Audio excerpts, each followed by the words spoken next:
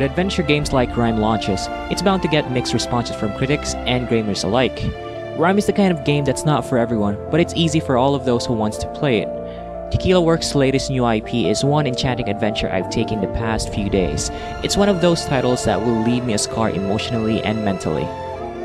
You take your adventure on a mysterious Mediterranean island after a horrible torrential storm. Just like Gen Studios' The Last Guardian, RiME starts off in a very unusual way when your character wakes up in a mysterious place that intrigues you from the very start.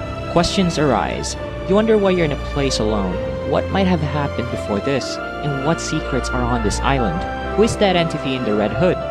When you embark on your adventure, you will get reeled in slowly to unravel the secrets that are buried and for its ending. The story is open for interpretation, especially the last part of the game.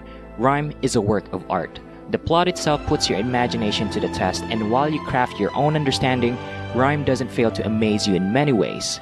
The magical atmosphere it brings makes every moment spectacular. The places in the island also relays you a message of emotions.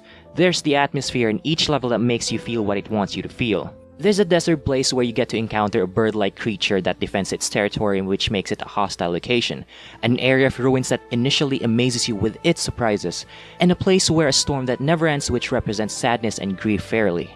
The way how RiME makes you feel at a certain situation is as bold as it can be, and Tequila Works managed to make that right. At its core, RiME is a puzzle platform adventure game similar to the likes of The Last Guardian and Journey. It doesn't have action, but there are threats that would kill you. The pace can sometimes be inconsistent. There are places where platforming and climbing are abundant. It slows the progress needlessly. However, the puzzles are not intricate. It wasn't frustrating, and it was simplistic. You get to change time and match the shadows of effigies.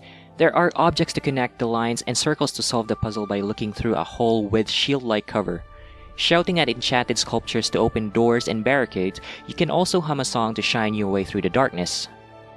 RiME doesn't pull off insanely sophisticated puzzles just to make something unique or special. It's not a complete turn-off. The Last Guardian also had simple puzzles, and it was meaningful and rewarding in every single way. RiME doesn't feature any maps. You rely on your magical fox to guide you through the whole island.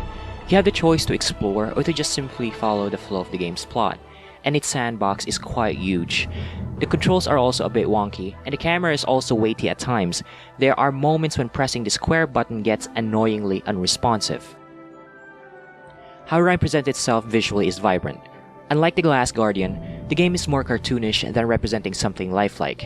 I love the art direction as it doesn't sacrifice what the developers intend to show. The facial reaction of the boy is also needed to be praised. The musical score also adds the emotion of the adventure.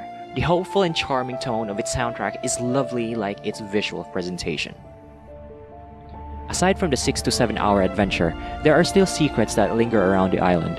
A lot of things to unlock, such as new outfits, you get to collect toys, lullabies, emblems, and some stories by looking through keyholes.